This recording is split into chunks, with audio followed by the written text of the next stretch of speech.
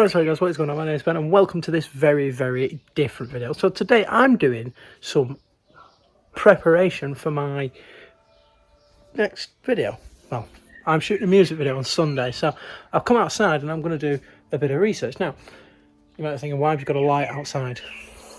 Because it's like 8 o'clock at night, and also I will be using a light, but I'm trying to see if you can actually see it on the camera, which according to this you can't, and that's on nearly half brightness, but it's powered by batteries.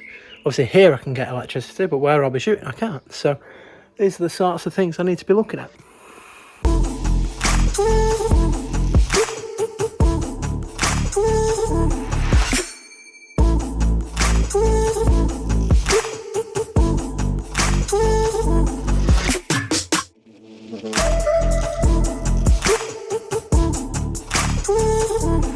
Okay, so it turns out that actually I had an ND filter set on, so I didn't need the light as bright, but I've turned the shutter speed down to like 90 degrees because I've got it set to a shorter angle. I can't hear because I've literally got music playing from my iPad. And it looks, I'll overlay the footage, but it looks. I've got these lights creating a colour contrast, which I don't know if I would actually have them in frame if I was actually shooting something. I don't think I would, just because they don't look nice. So if I got some tube lights, I'd probably use them. But this iPad app is slightly delayed, but it's better than not being able to think, because the HDMI part on this camera doesn't like the things. I don't know whether it's the software or because it was got a firmware thing where they changed the settings, because when you originally got it you couldn't use both outputs at the same time, but they changed so you could use both video outputs. So I think when they've done that, they've messed the thing up, and I think it's starting to rain. But the reason I'm doing it now at 8 o'clock at night is because of the periodic fact of it should be the same sort of brightness, because according to the weather forecast it's going to be dark and raining. So yeah.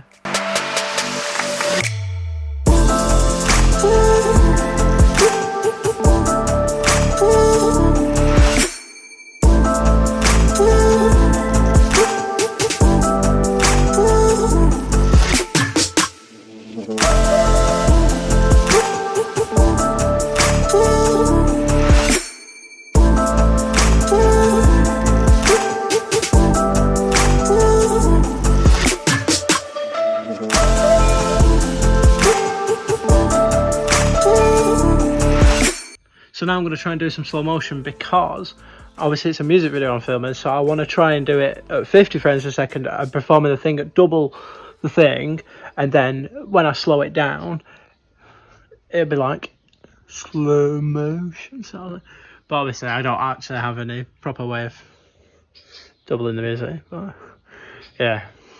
You can, soon you'll be long gone. How many people do you really think of you? How many people do you really think care?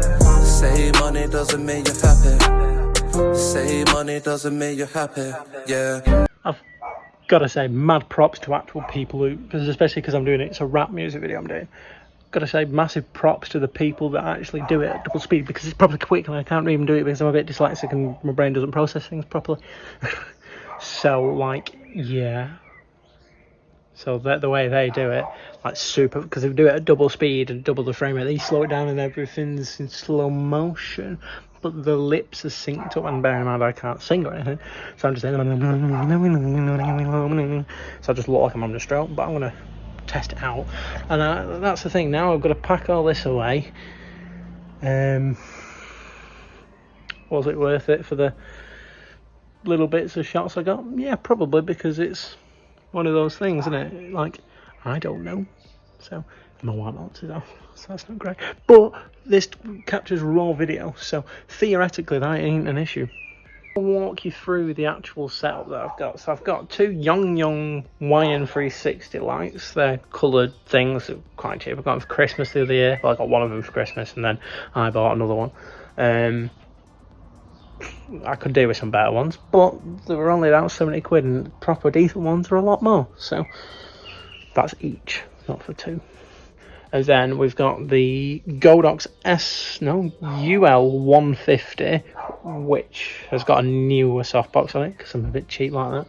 That's on a C stand with a V-mount battery into the controller, so it's not plugged into any power, so it's powered by batteries, which I think is quite cool for a quite a bright light, 150 watts, which is why it's in the name. And then we have the Canon C200 with the Sigma 1835 lens. Brilliant lens. It's also got a moment cine bloom thing. It was a waste of money. It was about 50 quid for a filter. Makes it look smoky, which I suppose is kind of cool if that's what you're going for. I don't know if I'm actually going to use this, but I also think I might, because it sort of softens up the skin. It's basically a Pro Mist, but cheaper. Yeah, C200, I've got my Rode NTG2 on it. That's literally just for syncing. Obviously not going to be using sound. And then it's got a handle on it because I'm going to be doing it lower down. It's not going to be done on a tripod. It's just a neat newer tripod. Yeah, I'm going to be doing a handheld, but obviously if I'm there in front of the camera, I can't be behind it. And then that's also got a V-mount battery on it. This one's a bigger one, but it's the same wattage, just it's more to balance it. I need to get some shoulder pads and some handles to the front of it to make it a proper shoulder rig. But yeah, and then I've also got this weird thing on it that has an SSD that goes into the CFast card. So I got a CFast card that's, I want to say 256. I think that were 100 for just an SD card. So I've got that thing that were about 100, and then a hard SSD thing that I got for like 70 quid. So for a terabyte, I'm going to take both of them, obviously, just so I've got more space. But you can only get 133 minutes on that, whereas on the SD card you could only get like 33 minutes at a push. Yeah, it's just got a top plate on it from Small Rig, and then it's basically all Small Rig parts. And I think these are from another company, because the Small Rig ones I got were massive, so I sent them back and got my money back, and they were a lot cheaper. It's just aluminium rails, like you don't need the. And that's pretty much that. I've also got a newer bag, which I got the other day. That's just to put all the lights and stuff in. I need to get something to carry the C-stands, but that's just not feasible. And then I have this iPad Air 4, which I connect to this wirelessly through the Canon portal thing, because basically the HDMI port doesn't work, so I can't attach a bigger monitor. But obviously this one's decent, it's touchscreen and stuff, but it's easier to control it remotely anyway, whereas you wouldn't be able to do that on a monitor. If I was shooting in a studio, obviously I'd want a big TV, but it's not that big as a deal.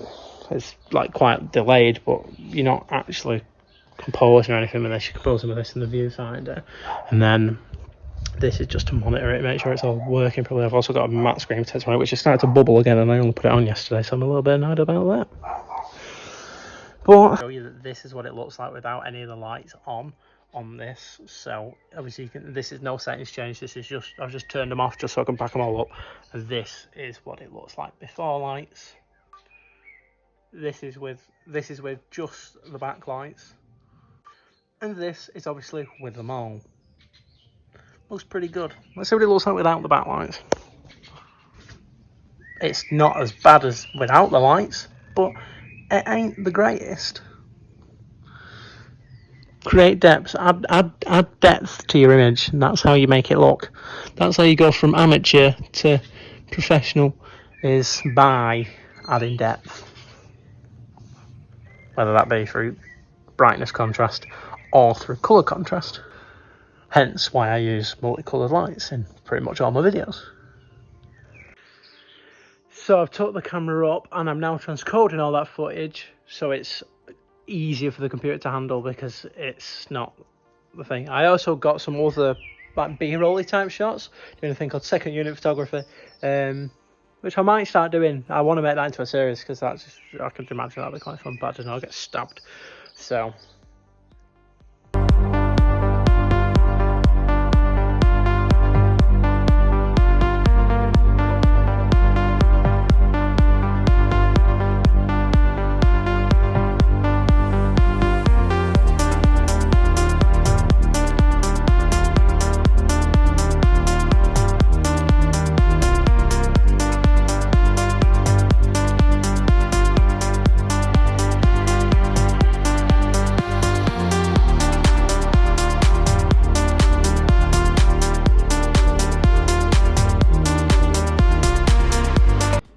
yeah, so just while I was sorting all that gear out, I put the, again, and this is all the highlight stuff is what I captured.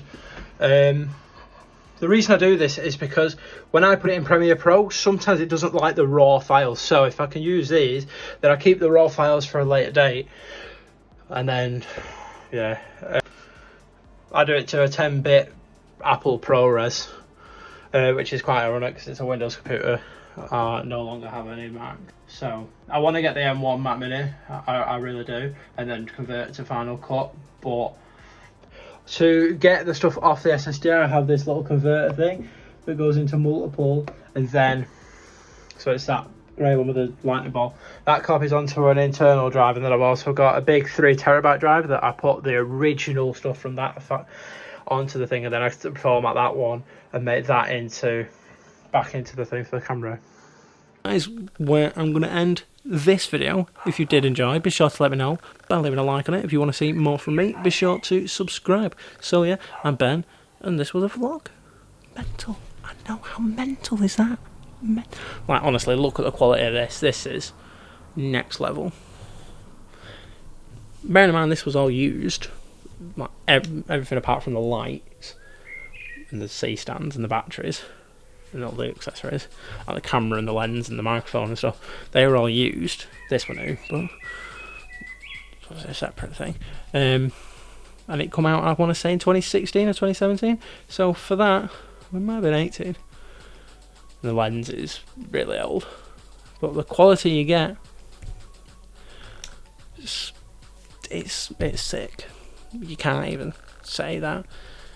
Especially from the 600D that I'd come from. So, well, I had the 70D, but might as well sell them actually. Actually, no, because I'll do. Yeah, boom. Anyway, thanks for watching this video. If you did enjoy, be sure to let me know by leaving a like on it. If you want to see more from me, be sure to subscribe. So, I'm Ben. See you in the next video.